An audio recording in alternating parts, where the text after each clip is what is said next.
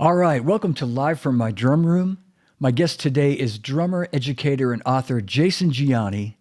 Jason has been a fixture on the New York drumming scene as an instructor at the prestigious Drummers Collective in New York City, as a session drummer for TV shows and commercials, and several hit Broadway shows and musicals. His touring and recording credits include the legendary band Kansas, the Trans-Siberian Orchestra, and the Ed Palermo Big Band. He's the co-author of The Drummer's Bible, and his new book, Drummer's Polymetric Mastery, is available now through Hudson Music. I'll put the link in the show notes. So come along for the ride and please welcome the great Jason Gianni. Jason! Oh, I can't believe you called me great. That's fantastic. You are, man, you are. And great in many ways, not just as a drummer. You're just a great human, but a really great drummer. As are you in my heart, man. And, I'll tell you, Thanks, when we buddy. were on before, you mentioned my room, and I forgot to mention how incredibly cool your room is. Holy Wow. cow, that looks amazing. Thank you. Thanks, buddy. Thank you. It's funny. I had Carmine a piece on a couple of weeks ago, and we were doing the sound check, and he said, "Man, look at all those records. Where did you get all those records?" And I said, "From guys like you." I said, "I'm not on any of these records." Unlike the records on your wall, Carmine, I'm honored to have these gifts from all my drummer friends like you, that. Yeah. But thank you. Yeah, thanks. Yeah, amazing. And I have to thank you so much. We've been trying to get this going for a long time, and to have for you to have me on today is just absolutely the best thing I can ask for. So thank you so much, buddy. My pleasure, Jason. I got to say, you're such a star because I actually wanted to have you on earlier, but you were really smart about this. You wanted to wait until the book was ready, and I totally got that. And we talked about this a while ago, and I said, let's do it. And you're like, well, man, my book's almost done. I'd really rather wait. And I think that was the right move. And we'll talk about that a little bit later on in the show. Sure. But yeah, I was going to mention though, I tried a few exercises from the book and on my gig the other night, and they added a lot to Hard Day's Night by the Beatles, just working in some of those polyrhythms. Did you get fired yet? They can't fire me because I'm the band leader, but they would have otherwise. Yeah. Yeah, I'm waiting to see how many people contact me and say, "You SOB, you were responsible for my firing." Oh, I'm sorry. No, man. No, I'm just amazed. So many of my favorite drummers, like Vinny and Terry Bozzio, and just they master, as you do, polyrhythms, and it's a fascinating aspect of drumming that I'm looking forward to getting into with you a little bit later. Yeah, so. we'll talk about it obviously in length later, but the key to that is really knowing how to use them. It's not just about playing them. It's not just about the look at me kind of concept. It's not about that at all. In fact, I always talk about with people that I started on piano, and I write more than I practice. I do a lot of writing, and it's a better skill to learn how to compose and use these in the musical way than it is just to go, okay, I could do all this stuff. That doesn't make any sense to music. You know? Yeah.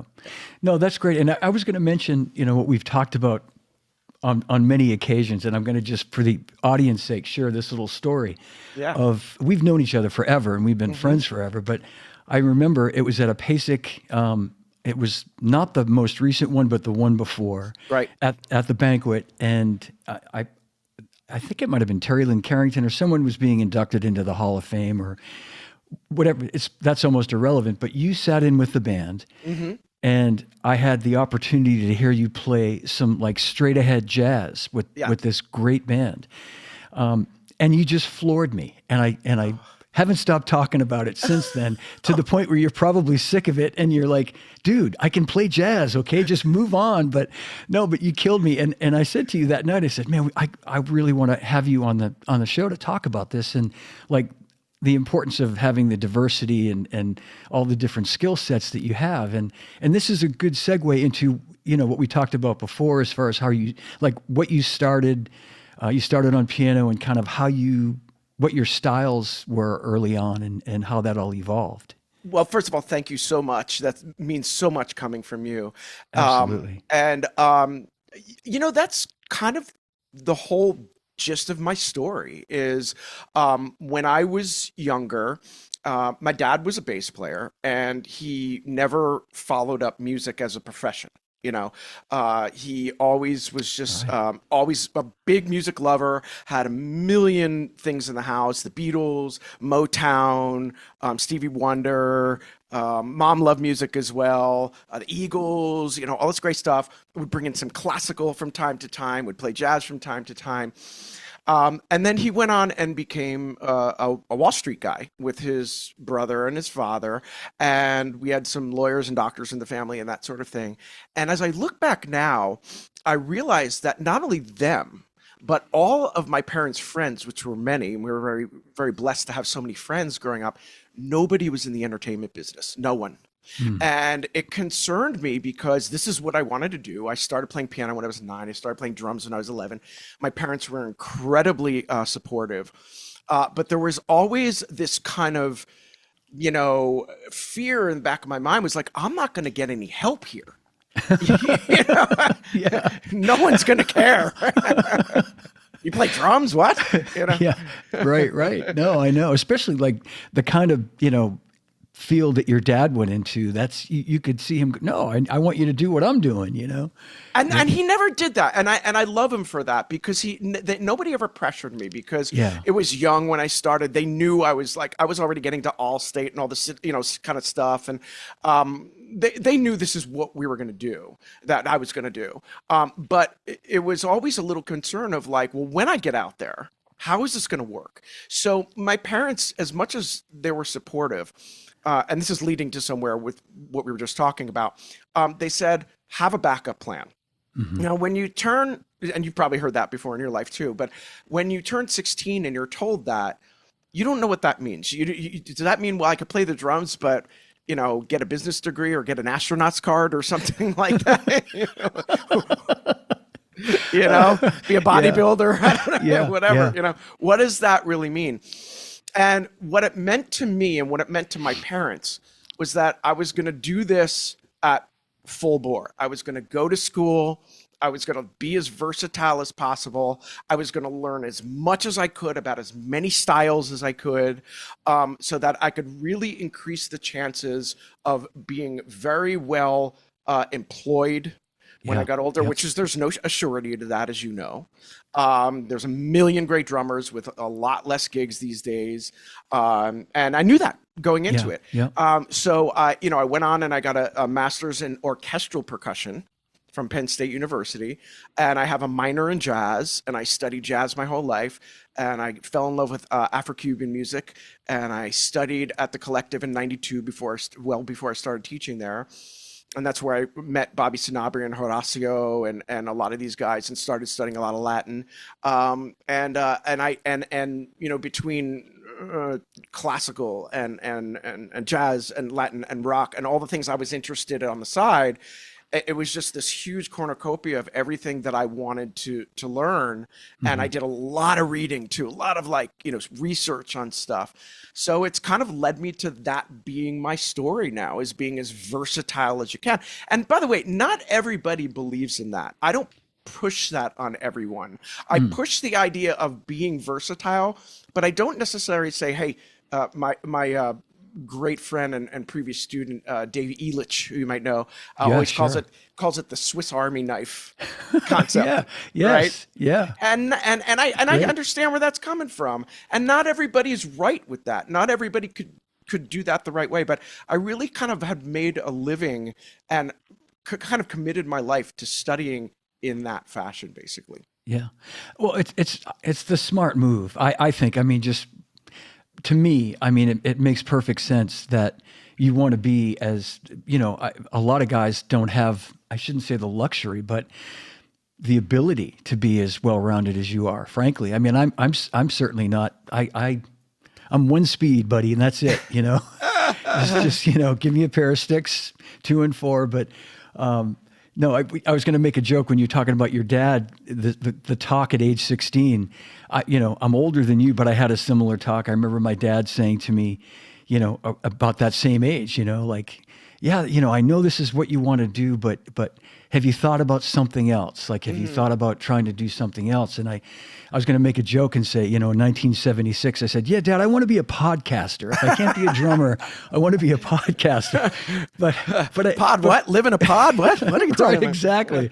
But I got to tell you, Jason, at that time, it's funny to think that was 50 years ago, but I couldn't think of anything else I wanted to do. I was lucky to end up doing what I did for a long time. But anyway, this is about you. But I totally get what you're saying, and I think that's great advice that you give, that you impart to your students and to everybody, that you've got to, if they're interested in diversifying, as you say, Yeah, I think that's the key, is that interest needs to play its way into this. There was a time with students that let's say a group of students would ask about business advice or career advice, and I would sit down 10 people and say, all right, everybody take out your notebooks and I'm going to give you everything you're going to do.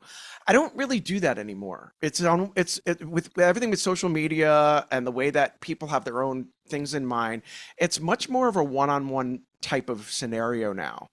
And I push what I think is right, either based on their ability or their interests. And I push a little bit of the idea of versatility and saying, look, if you want to increase your chances of working, you need to do this a little bit. But it's not the route that I say everybody needs to do this and study this and read about, every era of jazz and read about, you don't have to do that. In fact, there are times I think about, what if I made a different career path? What if I said, I'm in love with Weckl. I'm going to go to school and be a jazz fusion guy for the rest of my life. What would that be like? I don't know. We don't know. Yeah, but we take a path on the road and we make the best of it. And that's what I've been trying to do for my whole career, basically, Yeah. And let's that's a great segue too. Let's talk about that. When did you start at the Collective? Because I feel like, going back many years, I would see you there, and just, when I would see you at shows and stuff. How long have you been there? So I'll tell you a quick story before that, but I studied there in '92. Being from New Jersey, it was easy enough, and it was in between my sophomore and junior year of college. I studied there in '92, and as soon as I got there, I said, this is where I want to be. I want to teach here. I want to do everything they're doing. Studied with some of my favorite teachers, so on and so forth. Moved to San Francisco for about 10 years, which is where we met at Trulock Gertu's clinic. Oh my God. Yeah. Yes. In like 97. 97. At Drum World in San Francisco. Very good. Oh, what a great good. shop that was. Yeah. Yeah, that was a great place. I forgot that, Jason, but I don't want to interrupt you, but continue. Yeah. No, that's okay. And then I lived there for 10 years. And then as soon as I moved back to New York area in 2006, that's when I actually had kept in touch with the Collective through that time. I sent a bunch of students there, some private students. And then I got in touch with Tony Maggiolino, who, Tony, sure, who's done administration work forever. And he looked at this book I brought him, my first book, A Drummer's Bible. Yeah. And he said, wow, you're really serious. You're really versatile. And he said, ironically, I know you like rock and stuff, and Sandy Gennaro is going out on tour with Pat Travers. How would you like to sub his class? And I said, I know how his class works. It's going to be perfect. And I talked to John Castellano. John said, yeah, I remember you. And we started around, actually, I started with some private students in the middle of the summer of 2006. And then it was in September when the new semester started. That's when I started. But from there, it was like full time for like 20 years until now. And, the school has changed a lot. But it's been like a full-time thing for me, whether I've been on the road or not. And it's been wonderful. That's great, man. Yeah. Wow. 20 years. Yeah. And great to hear those names too, Tony and John, not to mention Rob Wallace and Paul Siegel and all, everybody there. Yeah. Of course. Great memories, the Collective. Yeah, absolutely. But in that time though, I mean, and that's the great thing about being in New York and having that gig, is you could do all these other gigs that you've done in the city, like Broadway shows and jingles and TV shows. And how did some of that work come about? I think that would be good for people to sort of get an idea of how, like the networking, or how that you got your name in that and the mix for that. Yeah, well, actually, the jingle stuff started in San Francisco. believe it or not. And that's where I did. I'm sure you're going to talk about this in a minute and play a Mhm. song, but we'll talk about that. But when I came out of graduate school, I'd finished graduate school and college on the relatively early side because my birthday's early in the year, and I went straight through. So I had just turned 23 when I had all my schooling done, and I was Wow. done for the rest of my life. I was actually thinking of going on and doing a doctorate, but I was a little burnt out, and I said, I don't have a topic right now. I think I want to go and play. My wife had moved out to San Francisco to do her master's, and the first thing I wanted to do when I got out there was I wanted to do jingle work. It was always a dream of mine, and being as studying the versatility thing is I said, Hmm. this would, and the reading and stuff, I would do great with this. And so I actually got in my car and I took, I always say this in interviews, I took you. Youngies might not know what a phone book is, but I took the phone book in the car and I opened it up next to me and I visited every studio in the Bay Area. Man. And I went to them literally door to door with like press kits and tapes and said, "Do you need a drummer?" This was like before I Yeah. started getting in the scene. And one studio named Hank Smith Music, who turned into Music Orange, said, "We do. We need a guy like you." And I walked in, and this is actually a funny story. A lot of the studios I went to were guys like I started going to studios where guys had a studio in their garage, and the guy would come out in like his pajamas and be like, "What are you doing here?" All right. Whoops. I thought you, yeah, thought you were a studio. You don't look much like an engineer. I don't know what you're doing, but and then and it kind of went from different studio to different studio, and I found this one studio, Hank Smith, and they had an office and they had two live rooms, and I went, "Oh, this is the place that I want to be." And I got called a week later, and that's where it all spilled into jingle work. By the time I moved to New York, all this jingle work had really dried up. In Mhm. 2006, everybody was doing it on their own. I had Yeah. visited a bunch of studios. I brought all my live reel, and they're like, "You would have been working round the clock 10 years ago, but look at our live room." And I go into a live room and it was usually just like a storage room or something like that. Drum Yeah. sets piled up, old boards piled up. It's like the And treadmill that has all your clothes hanging on it. Yeah. Yeah. exactly. They haven't swept the room in like 10 years. Oh, Um, man. and yeah, and that was a bummer. And I was really upset about that. I had done some jingle stuff in New York, but not nearly what I was doing because I was first call in San Francisco to the studio that was on the Embarcadero, and they were surrounded by all these companies that were, doing all this work and just flying in stuff all day long. And I was doing stuff all day long. And then really it was being involved with the collective that helped me get around with the scene thing. Hmm. Guys started to know my name. Tony started to push me towards some of the companies. And I was about 32 at the time, 33. And just having 10 years in San Francisco, really like hitting the pavement, putting together the drummer's Bible, doing all that stuff that was not being recognized yet. And literally, I wasn't recognized at all until the 30s. And then that's when I got to New York and used that to my advantage to start pushing into some Yeah. circles. Yeah. Yeah. Well, it all worked out perfectly for you because I mean you could see how things just kind of dovetailed from there for you. It's and Yeah. and how cool that I mean in a way it's maybe better that I mean if you look at it this way, if you had been so successful in San Francisco that you couldn't leave, which Yeah. is what happens to some people. Like Hmm. I know we both know people that live in LA that kind of can't leave there because Yeah. that's where the work is or what little work is left. Right. Although they want to be back on the East Coast. So it worked out that that sort of dried up. You came here and then you started your own scene. It's perfect. Yeah. I was always there were times that we were thinking about moving to LA, and I was doing some work down in LA. Excuse me. And I was always an East Coast guy. Like, California was just not in my heart. I Yeah. loved it. I mean, God, the nature and the people that I met were wonderful. The burritos are incredible. I'll tell you about the burrito I ate at Nam every year, but that's a whole other thing.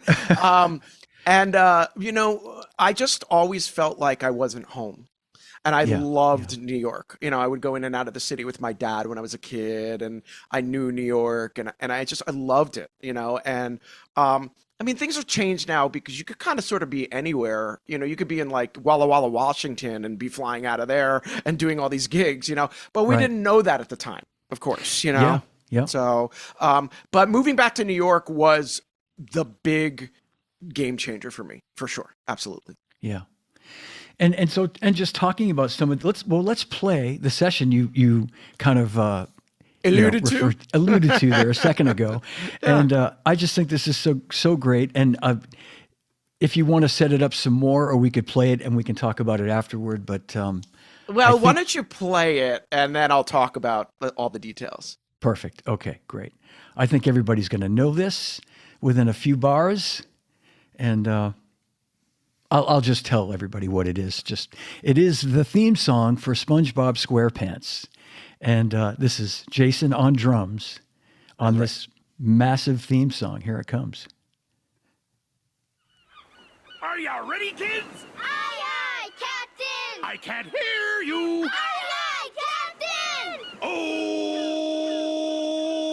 Who lives in a pineapple under the sea? SpongeBob SquarePants! Absorbent and yellow and porous is he. SpongeBob SquarePants! If nautical nonsense be something you wish, SpongeBob SquarePants! then drop on the deck and flop like a fish. SpongeBob SquarePants! Ready? SpongeBob SquarePants, SpongeBob SquarePants, SpongeBob SquarePants, SpongeBob SquarePants!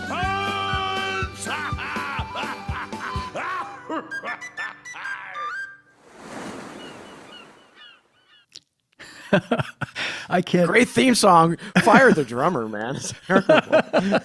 I can't tell you how many times I've heard that when my kids were little, Yeah. and wait, now they're in their 30s, but I'm going to tell them, hey, I had the drummer on my show to play. They'll be psyched. So Awesome. yeah, so long story with this, and I'll tell it as brief as I can. No, it's great. When I started getting sessions at Hank Smith Music, I was getting called for a variety of things. Anything from a Sprint commercial to an Isuzu commercial to this commercial, that commercial. I'm trying to think of the commercials I was doing at the time. And one of the things that was tricky for me, let's call it tricky, was that I was recording all this stuff that people were hearing and seeing, but they weren't seeing or hearing me. You know what I mean? I wasn't on a major record. I wasn't on a major tour. I didn't get that big gig early on. But I was doing all this television work. And I was thinking, what should I do regarding companies? I'm playing all the time. I'm doing all these sessions. I'm ripping through sticks. Should I be contacting companies or not?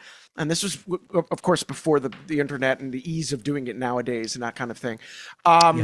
And the thing I kept saying was, I don't have anything really to contact them with. Why? Because if I looked up John DeChristopher and said, John, I just did the Sprint commercial, you're going to be like, well, when am I ever going to see that? I can't plan on that. Right. So when they called me with SpongeBob, one of the things they said, I didn't know what it was. All I knew was that it was a pilot for Nickelodeon.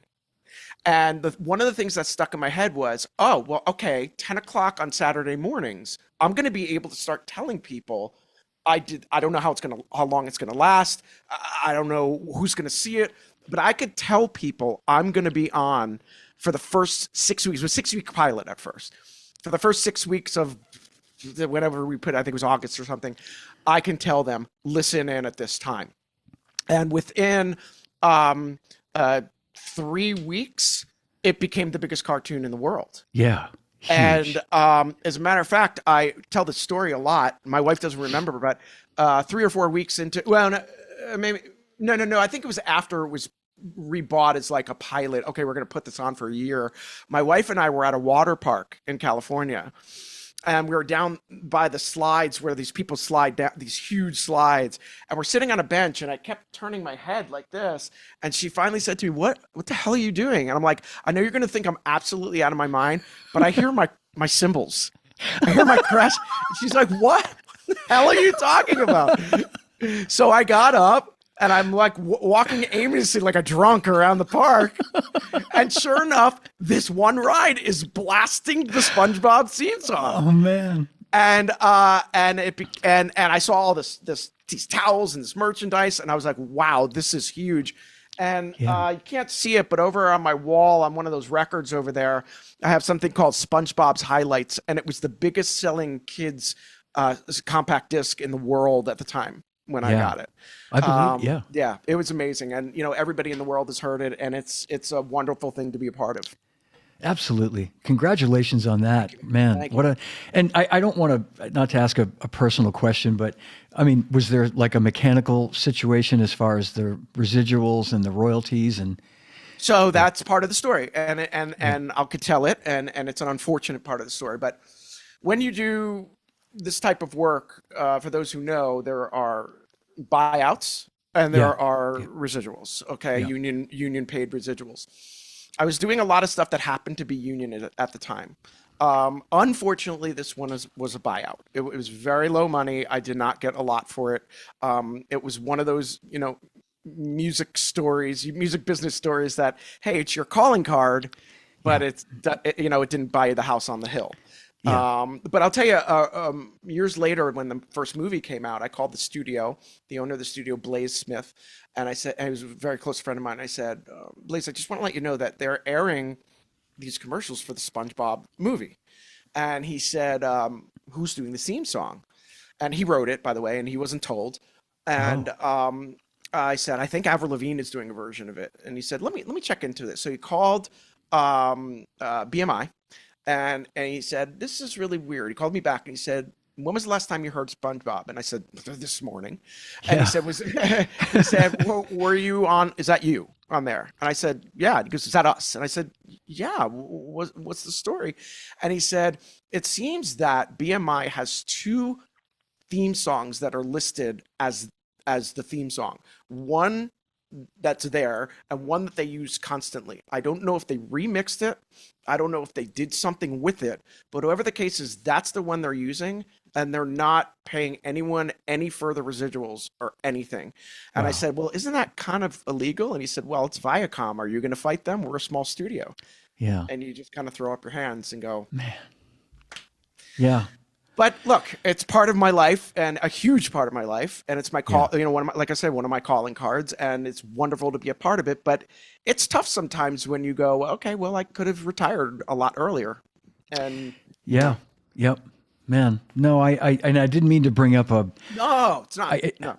well, you're like the most positive guy. I absolutely one of the most positive people I know. So Thanks. good for you for looking at it the way you do, which is like you say, it's a calling card and it's part of your resume, and it's a great credit to have along with all these other credits. And, and you and I both know, I mean, there's so many great drummers, friends of ours and drummers that are no longer with us that recorded some amazing music, and Yes. it was a buyout. Yep. Pretty much everything Hal Blaine ever played was a Yep. buyout. Yep.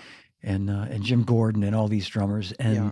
they got paid $25 or $50, and my buddy Rick Murata, who he jokes about it, but then grits his teeth at the same time when he thinks about the Steely hit Dan records stuff. that he recorded. That Yeah. were buyouts. I mean, look, I accept it as being part of the business. And the way that I look at it is that you could not be called and be sitting home.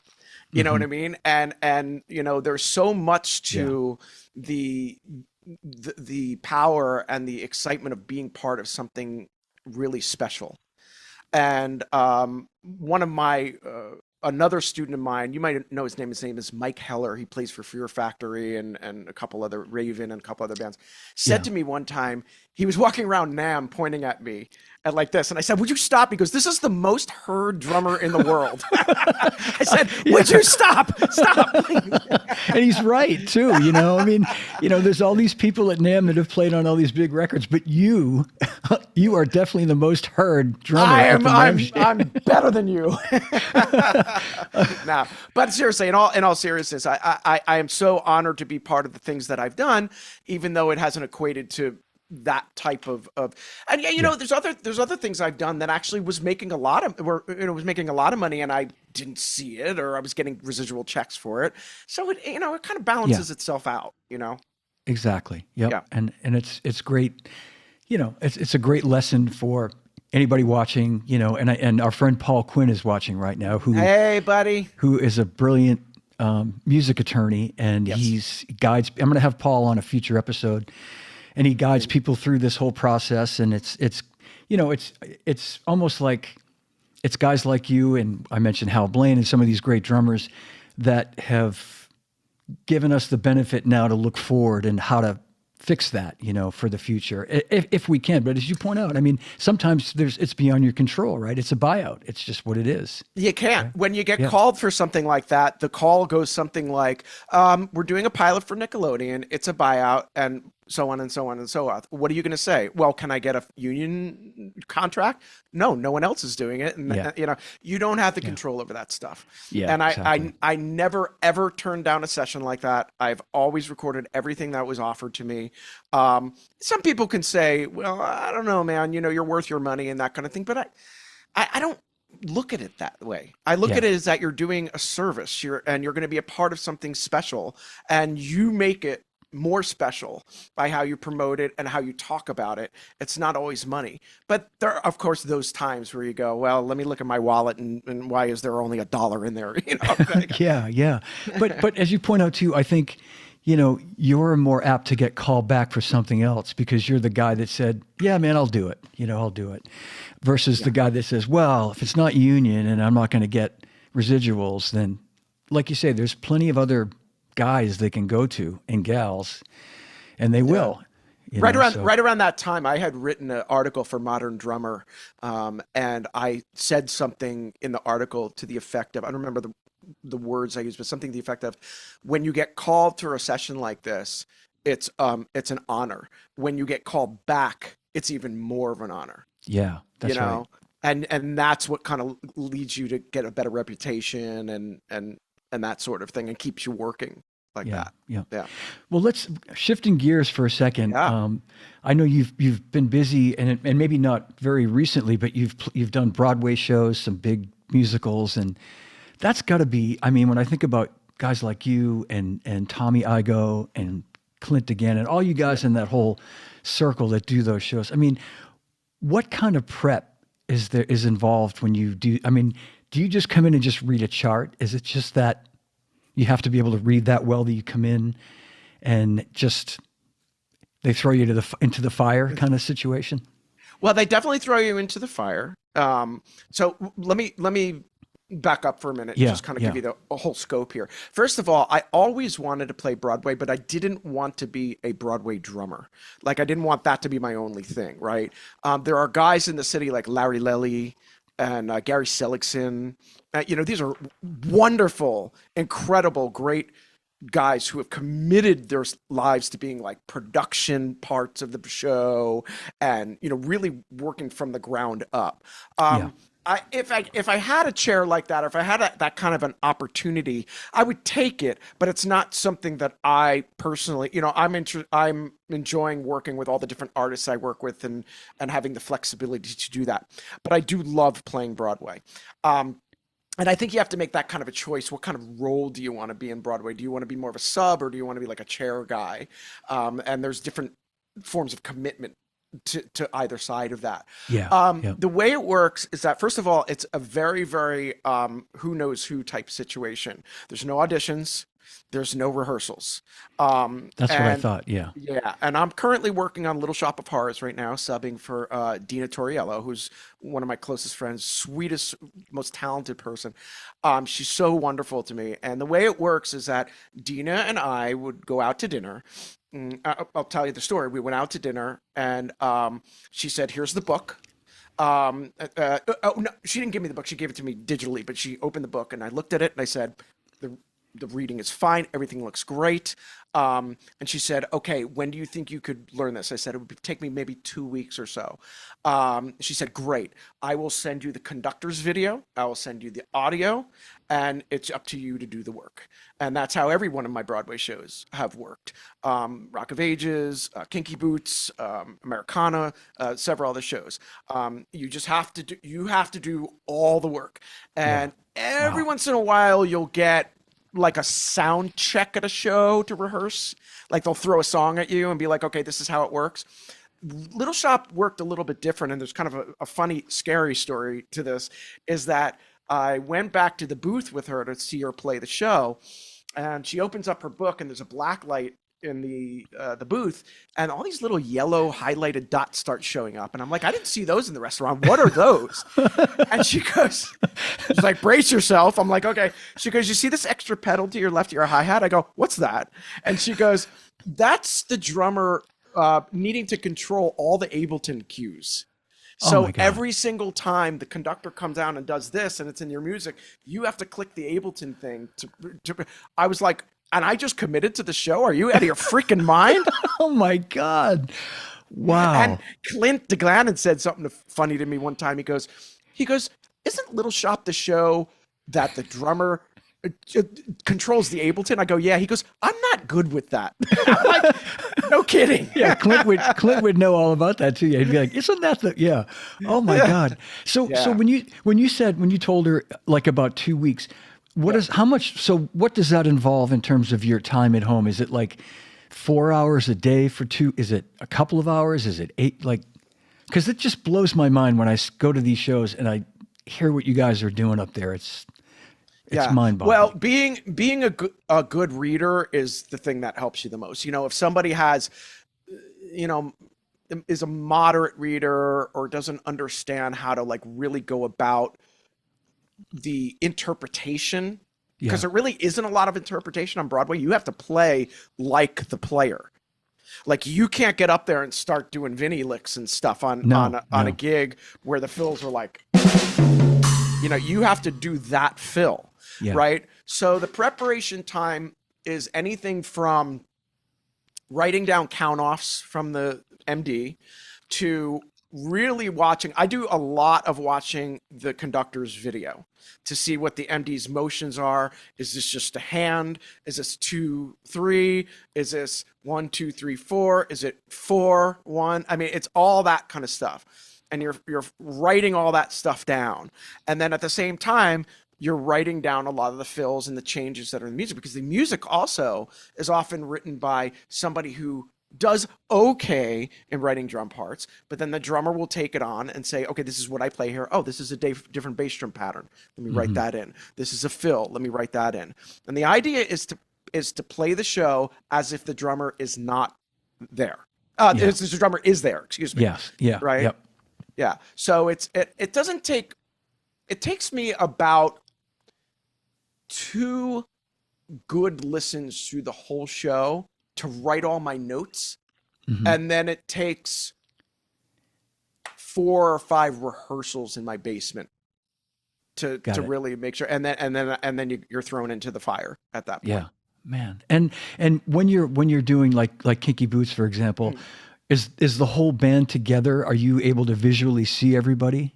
Good question. Very good question. The answer to that is very much no. I thought so. Okay. In fact, and using Kicking Boots as an example, Sammy Marandino, who is the original drummer, great drummer, who played, wonderful guy.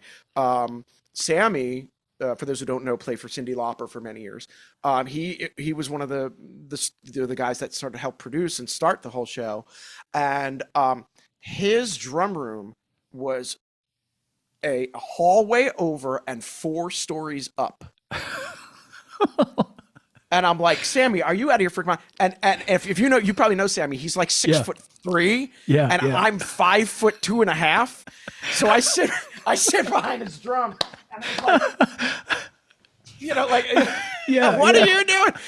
And he goes, oh, by the way, you can only change the stool and the snare drum a little bit. I'm like, oh my God, dude, you know, but.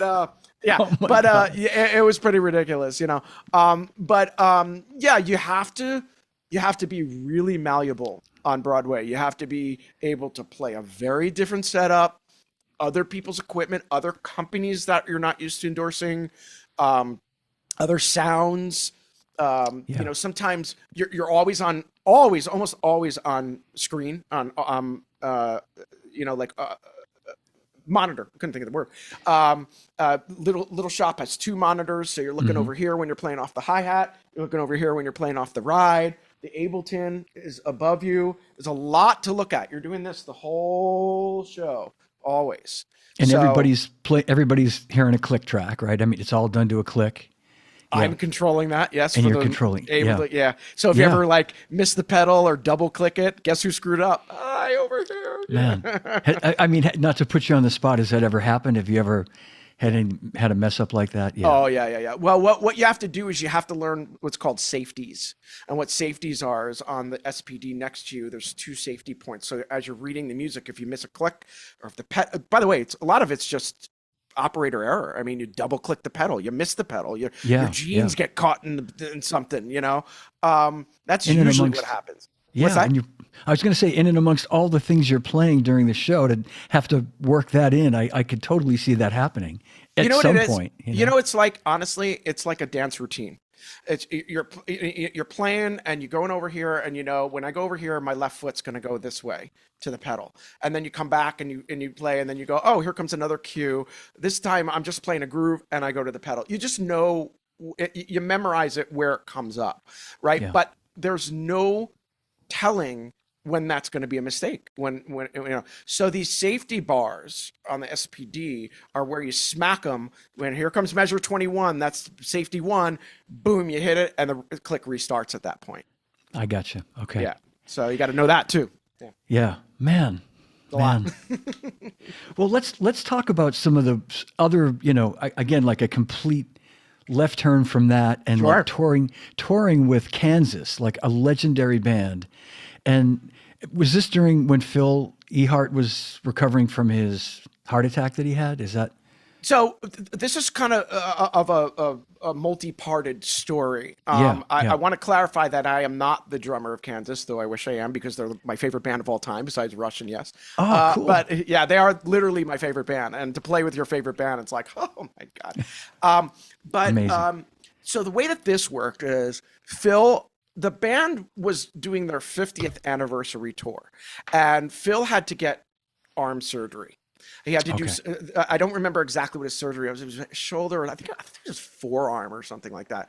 And his tech and his sideman, Eric Holmquist, who's been with him for forever, stepped up and played the first half of the show, and then Phil played the second half of the show. This went on for a long time. I think Eric filled in for him before a little bit because he was always on the road for Phil. And then Phil had a heart attack, and Eric stepped up to the plate to take over. At that point, the band decided, because there were very little original members left, the band decided that everyone, no matter what age, should have a sub. Everyone across the board. And just at the time that this happened with Phil, a little bit before, my violinist from the original band Stratosphere, Joe Denizen, became the violinist of Kansas. Okay. He stepped up and became the new violinist. And he said to Eric, you should really check out my drummer, Jason. I mean, he is a Kansas fanatic. And Eric said, I know who Jason is. Let me, give him a call. And that's how it happened. So Eric had got caught he lives in Florida, and last year got caught in that storm that dropped snow in Florida. And couldn't get out of his house. And, so basically what you have to do is you have to keep the set fresh. Yeah. Keep rehearsing it. And when you get called, you're thrown into the fire again. Yeah. Wow. So how many shows did you do? During that time, I can't remember if it was 1 or 2. Did I do a party? And complete shows. Complete shows. Yeah. Man. Yeah. And you being the fan that you are, you knew the tunes. I'm sure you probably didn't have to write anything out. I'm guessing you. Different. Different arrangements. Yeah, they're different. They're not so much different arrangements, but Phil, being the amazing interpreter and creator that he is of drum parts, over the years has changed a lot of stuff. I see. So actually what I had to do was work twice as hard, because I had to take the original versions out of my head and relearn them. Yes. Yeah. And that's tricky. That is really, really hard, because you have to kind of stop short. There's still there's songs they're putting in their set now that I haven't played live with them, that I've been rehearsing, and I play it and I go, oh, that was the studio version. Yeah. I could totally see that. Yeah, no, you're right. When you get like the original version is like embedded in your brain. Like I can hear Carry On Wayward Son on the radio, and I can air drum while I'm driving the car. Right. And I'm not nearly as big. I love the band and I love Phil, but like you say, like you just, that's like embedded in your head. You know where those kicks are coming. But if they change the arrangement, yeah, I'd be playing the wrong thing. I'd be fired. It's hard. It's really hard. And, you know, they're an incredibly progressive band. It's the stuff on the radio you hear that's not as progressive as you normally would hear. So all the stuff, you know, you're in 19 or 916 and you're like, oh, well, Phil does something different on that. You know, it's not just doom, bop, boom, bop. You know what I mean? So it's a lot. I think Phil is self-taught too, right? I think he was on my show a couple of years ago, and I didn't even know that until we were talking about it. But I thought he was this, like this really schooled, you know, studied guy. But it's just it's just all up there, you know. He's one of the best part creators I've ever heard behind the drums. His drums, his style is so amazing. He has this style where a lot of times he comes down on the crash and the snare on the one, which is so different than what you would normally think. And it's all based around that kind of stuff. And it's beautiful what he's done. Beautiful. It's this library of parts is amazing. Yeah. Well, let's play a little bit of Jason Gianni. You can do that. Let's hear some Jason Gianni live with the legendary band Kansas. And Jason, where was this from? This is in the Seminole Casino in Fort Lauderdale, Florida. All right. And this was what year was this? Was last year or? Yeah, this was a couple months ago. About a year ago. It was during this bad storm that I was talking about. So Florida got it too, and we are literally out in the rain in 50-degree weather in Florida. I wanted to get tan lines, and this is what I get. Yeah, as my bandmates like to say, what? And quit show business? Right, exactly. Oh, man. Yeah. Well, let's play this. This is great. Yeah. And you're killing it on this. Here we go. Thank you, man.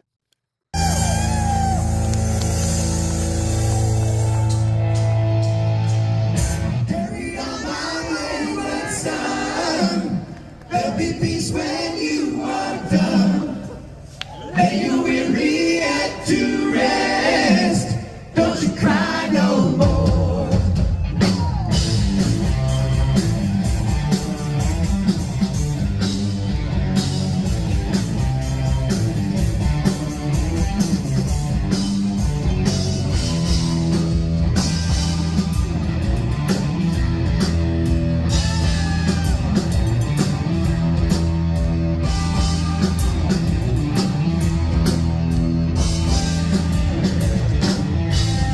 Sounds so good. Yeah. Thanks, man.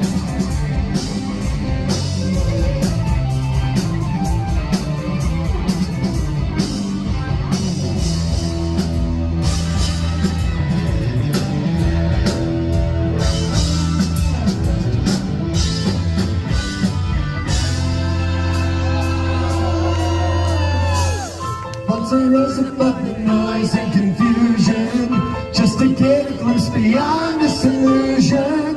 I was sorry, never higher. But I grew too high. Though I used to think I still was a blind man, though my mind didn't think I still was a madman, I hear voices when I'm dreaming. I can hear them say, carry on my way.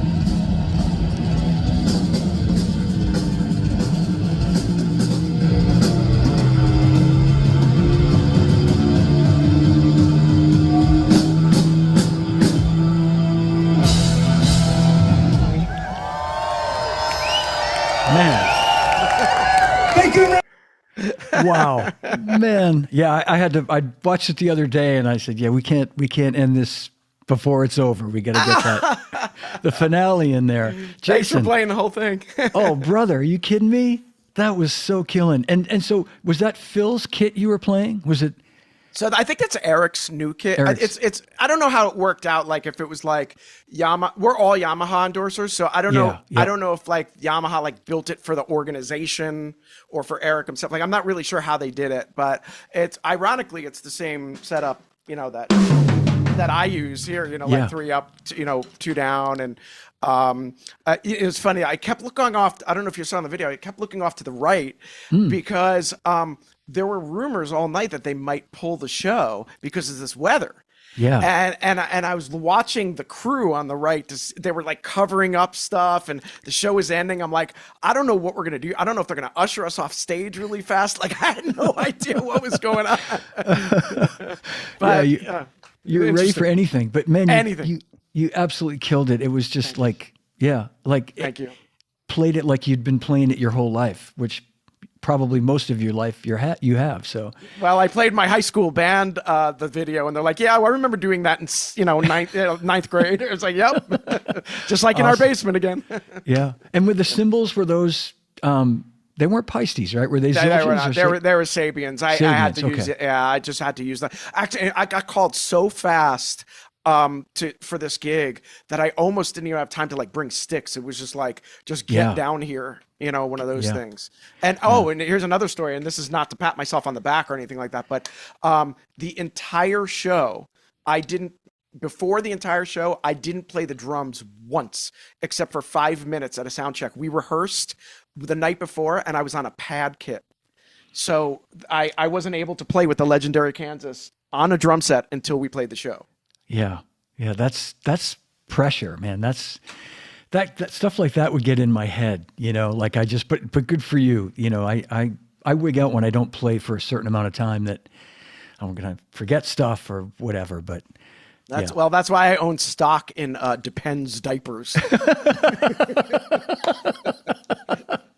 Smart man. Oh, well, let's as we're winding things along here, let's talk about this book. Let's talk about the exciting new release.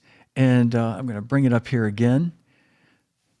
It's out now, available through Hudson Music, and we are going to give away a couple of digital copies today. Yeah. Probably after the show, we'll figure it out. But you can buy this through Hudson.com, and as I said, I'll put the link in the show notes. But this is your latest book, and this is how long was this in the making? Because I know we talked about this a while back. It's been in the well, okay. So the story is that the program that I was teaching at the Collective for the last 15 to 20 years was a polyrhythm / polymeter elective program every semester.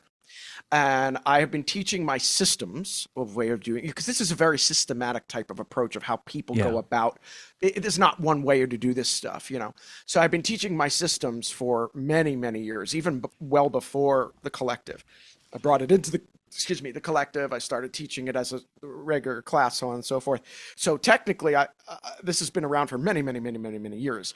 But my idea was that I was really fortunate during the time that I taught at the Collective, because the Collective was really doing well for a long time. And a lot of students were coming from around the world to study this material with me. And I was very honored for that. And I didn't want to make a book at that time. I wanted them to come to the school and study it with me. I didn't want a book just out there. Okay.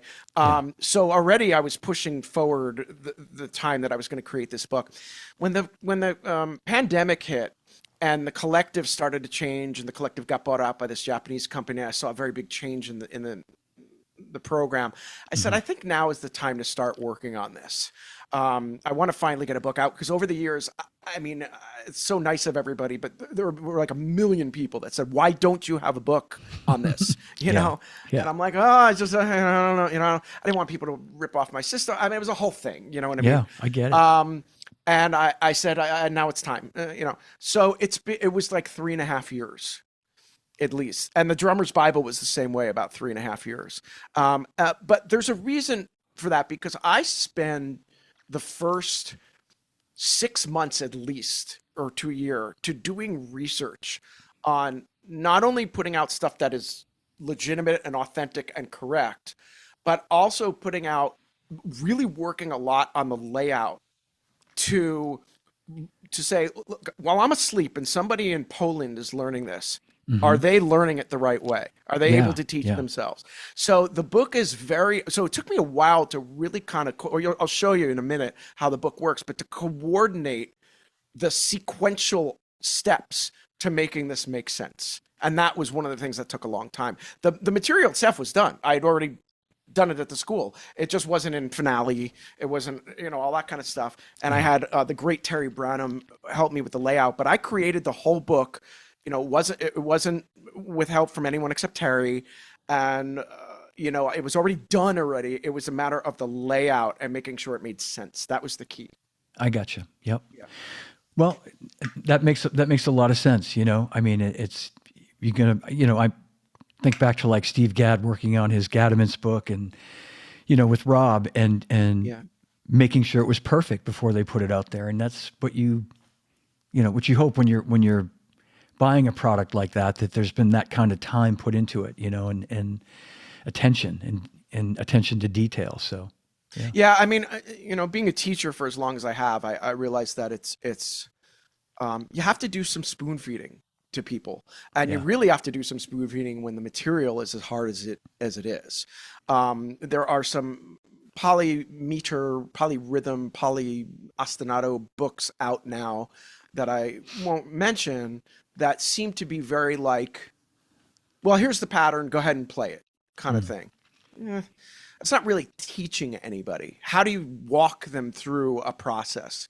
And that was the real key to this book. In fact, I didn't even get through, I said it in the beginning of the book, I didn't even get through I'm only halfway through my tier. This is all stuff in 4/4, hasn't even, gotten into like different surfaces or odd meter stuff. It's just the process of how to start this stuff. And it gets really hard in this book, but it gets much harder after that. But it's the process to help people, because I want them to learn. I don't want it to just be, hey, this is a cool kind of like, that kind of thing. Look at me, that sort of thing. Yeah. Yeah. Well, maybe take us through an exercise or two. Yeah. As I said, I used a couple of these the other night on my gig, and it gave new life to the Beatles music playing. Yeah, I'm so happy to be responsible for the fact that you don't have a gig anymore. Oh my God. Okay, so let me share the screen here and show everybody how it works. Hi, everybody. Thank you for tuning in and checking out the book. So the book is broken up into 3 different parts. Part 1 is basic 8th note beats, grooves. Part 2 is something called the change of rate. And then, part 2 is a 16th note. And then part 3 is a change of rate, like triplets and quintuplets and septuplets and things that get real difficult. In each section, there are 3 separate ways of getting your work to improve and getting yourself to improve your independence. It's a very heavy independence book, obviously. Okay. Each section has this one area where it starts out with basic grooves like this. Okay. So if you look at something like this, PDFs don't let you highlight very well, but here's a basic groove. And if you look on top, what you see is the ostinato. And the idea of this is that you can take a pencil. This is also kind of a workbook where you can take this pencil and pencil in these bass drum patterns into the ostinato. Okay. To put it all together. If you're a good enough reader, you might be able to stick this in your mind and simultaneously play this and how it would work. Now, this is showing a polymeter, not a polyrhythm. Everybody get that right. Polymeter meaning over the top, creating an over the bar phrase of 3/8 over the top of 4/4. Okay. All right. So the ostinato itself, your standard feel is like that. Can you hear that, by the way? Everything's audible? Yep. Great. I was going to ask you to demonstrate. Perfect. Yeah. So the polymeter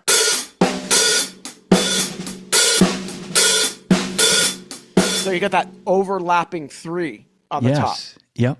And I'm playing the accents as open notes so you can really hear them. So when you take that number 1, which is your normal groove, all right, and you overlap the 3,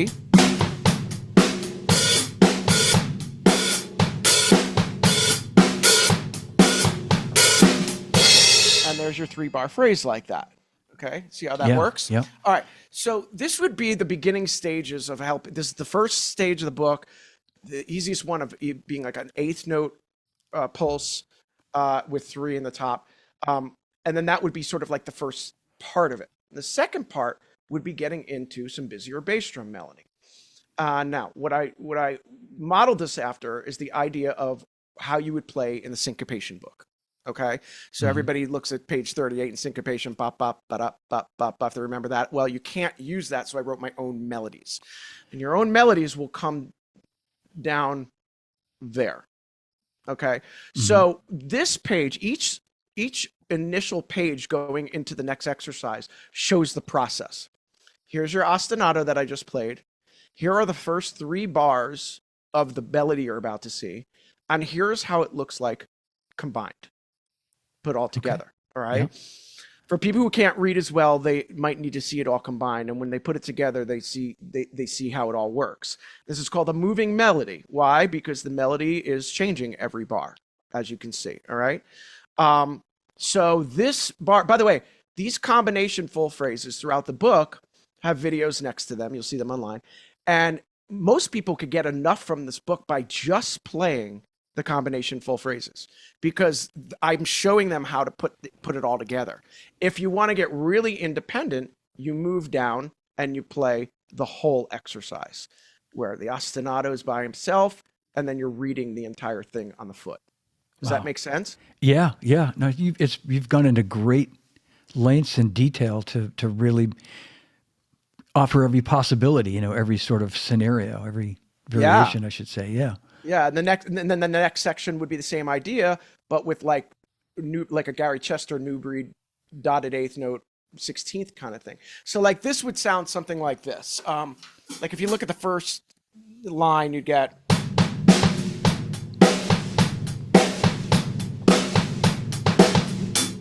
that's how the melody would work with just a standard groove. And then you put the 3 over the top. Now you have a new breed type of thing with a polymeter on the top. 1, 2, 3, 4.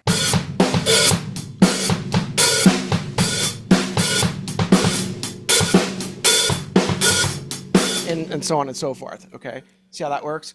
Yep. I got to just say, Jason, I don't know if you know the drummer John Adams, I know his name. Yeah, he's watching live right now, and he has a podcast called Drummers Eating Pizza. Which I had him on my podcast and I've been on his, but he just wrote in, reminds me of New Breed as you were saying that. So, exactly. Yeah. One of my students said to me, it's like New Breed on steroids, basically. Yeah. But now as you go through the book, it starts getting into really heftier stuff. Here are 5s over the top. Okay. Here are 7s over the top. And then we get into that, something called, where is it? I'm trying to find it.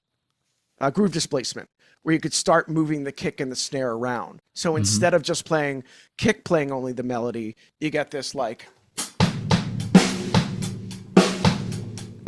where it's going between kick and snare, and then you got that, and then you got the 3 and the 5 and the 7 over the top of that, right?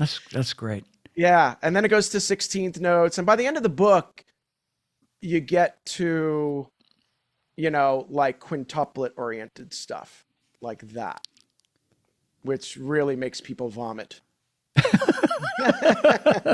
And everybody watching, just so you know, when this goes up on YouTube, I'm taking all this stuff out. So you can't get this for free. You got to buy the book. It's going to be a big watermark over the top or something like that. Big watermark. Yes.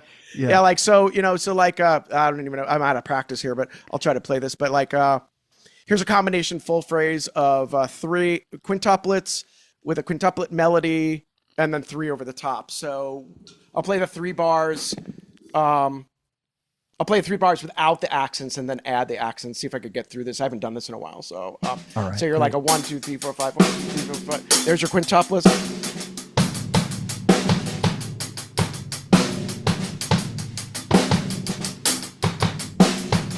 Sorry. I'm sorry.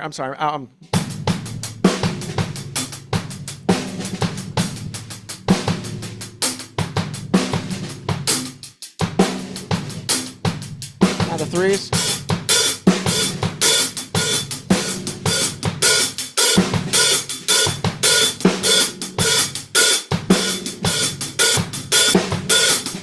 Something like that, and Yeah. it's just, crazy independent stuff like that. So, yeah. That's great. Congratulations and well done. Thank you. Worth the wait.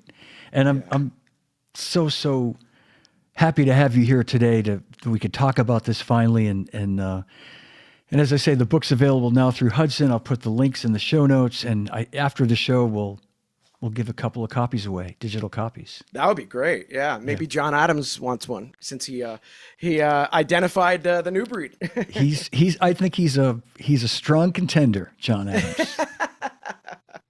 Amazing.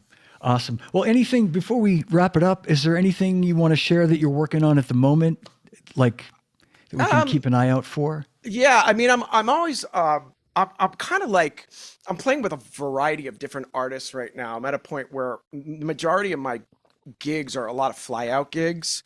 I'm not always the primary drummer of that, but I get to share the gigs with other people. So like I just was on the road with the Rock of Ages band, Broadway's Rock of Ages band. So what happened was when Rock of Ages was on Broadway, they had all these guys. Joel Hoekstra plays with Whitesnake, and Winston Roy plays with Soul Asylum, and that kind of thing. And it's a big band, and they go on the road and they tour and they do these shows, and it's just a glorified cover band. But everybody who's seen the show loves to come out because they're like, oh, we saw that on Broadway. We'd like to see the band. The great John Weber from New York City is the regular drummer. He's a wonderful friend of mine, great player, and he plays with a couple people, so I have to sit in for him from time to time, and it's wonderful. So I'm out on the road doing that. I play with Mark Wood, the original violinist of the Trans-Siberian Orchestra. We're always out doing stuff. We have a show called Mark Wood's Trans-Siberian Experience, where we bring TSO during the year rather than just the winter. You know what I mean? Yeah.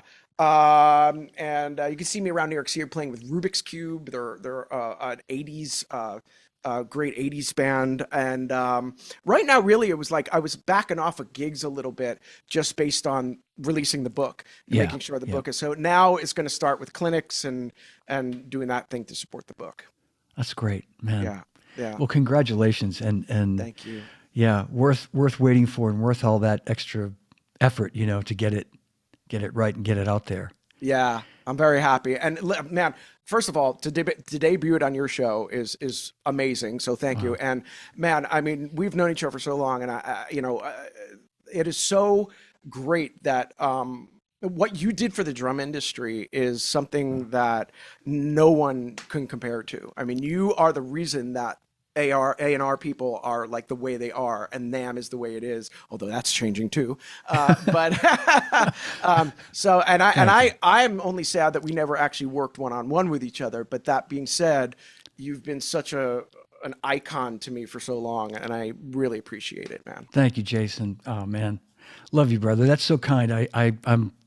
I'm speechless, and that it takes a lot to make me speechless. So, thank you. I'm honored, and I just got to say, I forgot you had reminded me a while back that we met at that Treelock Gertrude Clinic in San Francisco in 1997, almost 30 years ago, and here we are. It's what I love about the drum community. It's when you're in for life. I had been going to NAMM since I was really young. My dad first took me when I was like 18.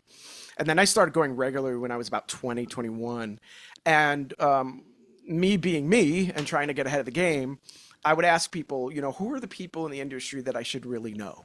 And they would always say, look, you need to start knowing the artist relations guys at these companies. You're not ready to get signed yet, but those are the people you want to keep in touch with. And obviously your name was the first to come up, and somebody pointed you out, and I said, okay, I got to know Johnny. And then, and that was, 91, 92, 93. And then fast forward to 97, when you were at Drum World, I'm like, we never really officially met, but I'm a stupid short turd that is trying to get ahead in the music business. And a Treelock's running around the store going, Johnny D, where are you? Exactly. I won't take a lot of time right now, but I was thinking about that tour. We were like on the road for like a couple of weeks, and that was back at a time when we carried with us his entire setup. Yes. Like I don't know if you, thing. Yeah, I remember it. All it was the like stuff. It was like a board, like a wooden board, and they were like built into the board or something like that. And a big trap case full of everything. And I would at each airport, we were traveling, by commercial airline, and I'd slip the baggage like the sky cap guy, like a 20 or 25 or a 30, like depending on the situation. And because, to have that stuff, if I went in and we checked at his bags, it'd be hundreds of dollars and, but you just slip the guy back in the day when you could slip the guy some cash and he'd go, well, I'm not supposed to do this, but okay, I'll put it on there for you. And we, I just think about and we had so much fun. He's such a trip, Treelock. I'm glad you told me that, because I actually didn't know if you were like legitimately on tour. I mean, I knew you lived back here, but I didn't know if you were legitimately like on tour with him or you like flew out for a show or two. But knowing that you were on tour, that's a lot of work to do, man. Yeah. Yeah. And by a few shows in, I was able to pretty much set up his rig for him. And he didn't expect that, but I was like, yeah, I'll do it. You chill out. We just got in, we'd fly in and, you know how that goes. You've done a million clinics and you're exhausted from the night before and you got no time. And, you're just hoping to have like an hour at the hotel before we can just sit down for a minute. But yeah, it's a young man's game. I couldn't do that now. Either could I. I'm not playing that setup. Are you kidding me? That's the best part of my gigs now is the fly out days. They're like, here's all your stuff. I'm like, oh, great. Awesome. That's great. Yeah, absolutely. That's the way to do it. Well, my friend, I'm sure I'm going to see you at PASIC, but maybe I'll even see you before then. So yes, I hope so. Yeah. All right. But if not, I'll see you at PASIC and I'm going to give you a giant hug as we always do. We will definitely hug. There's a chance I'm coming up to Berkeley and teaching a class up there soon. We're doing a clinic. So if I do, I will let you know and we'll hook up. Please. Yeah, okay. Please do. All right. Okay, Jason. Thank you for everything. Thank you. Thank you for everything. Thanks for being here. A big hand for Jason Gianni, everybody. Buy his book through Hudson Music. You'll get all the info. There it is. It's awesome. You just got a sneak preview right here. And a big hand for Jason Gianni. Thanks, Johnny. I'll see you soon, Jason. buddy. See you soon. Hang tight for 1 second. We'll end the stream and we'll say goodbye. Thanks. Great. All right, that's my show. If you enjoyed it, give it a like, leave me a comment, and please subscribe to my YouTube channel. You can also download the episodes on all podcast platforms. And please visit my website, livefrommydrumroom.com, for upcoming shows. And remember, no drummers are harmed on any show. And drummers, when in doubt, leave it out. Thanks for watching. Thanks for listening. And I'll see you again real soon.